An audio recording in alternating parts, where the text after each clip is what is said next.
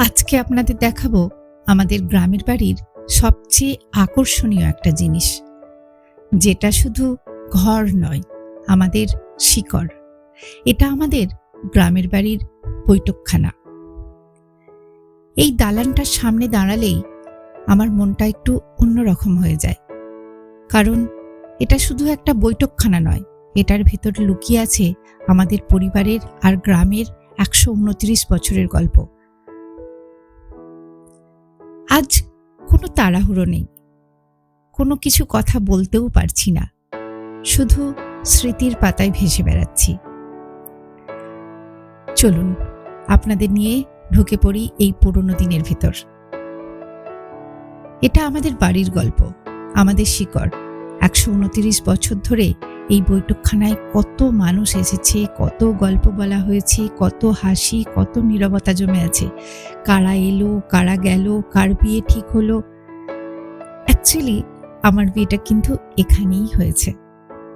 আমাদের বাড়ির সমস্ত বিয়ে এই বৈঠকখানাতে হয়।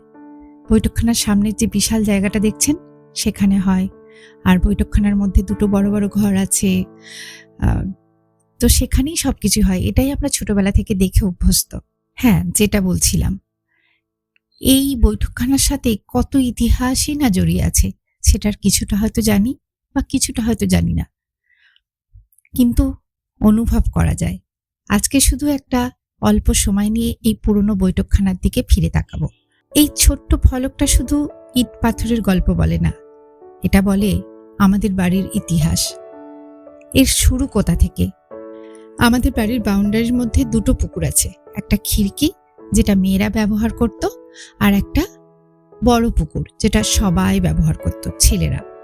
তো সেই পুকুরটার, বড় পুকুরটার নামেই কিন্তু আমাদের গ্রামের নাম। পুকুরের দুটো পাশে দুটো বিশাল ঘাট ছিল। ছোটবেলায় আমরা পুরো ঘাটটা দেখিনি, কিন্তু যেটুকু দেখেছি সেটাও আমাদের কাছে অতি আশ্চর্য লাগতো। আর ওখানের সাথে, ওই ঘাটের অনেক অনেক স্মৃতি জড়িয়ে আছে। ঘাটগুলো এখন আর নেই, কিন্তু স্মৃতিগুলো আজ ঠিকই একই জায়গায় দাঁড়িয়ে আছে। আর হ্যাঁ, বলতে ভুলে গেছি, আমাদের বৈঠকখানার পাশেই ছিল একটা ঘোড়ার ঘর। ছোটবেলায় আমাদের ভাই বোনের লুকোচুরি খেলার জায়গা ছিল, চড়ুই ভাতি করার জায়গা ছিল। ওই ভাঙাচোরা ঘোড়ার ঘর এখন আর কিচ্ছু নেই, কিন্তু গল্পগুলো রয়ে গেছে আমাদের সঙ্গে। আর এটা আমার দাদুর ছবি, ঘোড়ায় চড়ে। এই ছবি দেখলেই মনে হয় সময়টা কত রাজকীয় ছিল।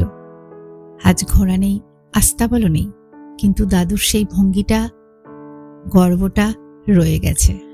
ছোটবেলায় ঠাকুমা দাদুদের কাছে শুনেছি, রাতে নাকি মাঝে মধ্যে এই বৈঠকখানা থেকে পুকুর পাড়ের দিকে ঘোড়ায় চড়ে কাউকে চড়ে যেতে দেখা যায়, বা ঘোড়ার খুরের শব্দ শোনা যায়।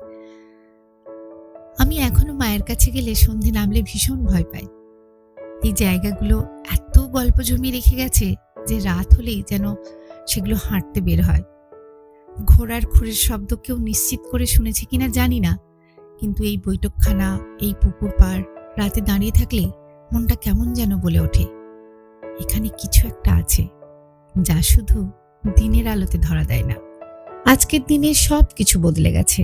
খড়খড়ি দেয়া জানালাগুলো নেই, এখন বৈঠকখানার নতুন ছাদ হয়েছে, সিঁড়িও হয়েছে, নিকাশি ব্যবস্থার জন্য প্লাস্টিকের পাইপ লাগানো হয়েছে, গেট বসানো হয়েছে। আপ্রাণ চেষ্টা চলছে ইতিহাসকে রক্ষা করা।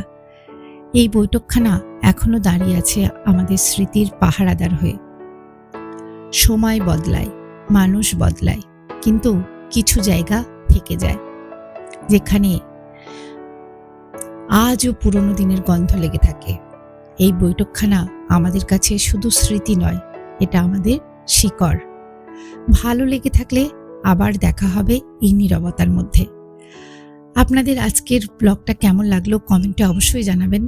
ভালো লাগলে লাইক করবেন, অবশ্যই শেয়ার করবেন, আর নতুন বন্ধু হলে সাবস্ক্রাইব করে পাশে থাকবেন। আবার দেখা হবে। সবাই ভালো থাকবেন, সুস্থ থাকবেন। সবাইকে অসংখ্য ধন্যবাদ।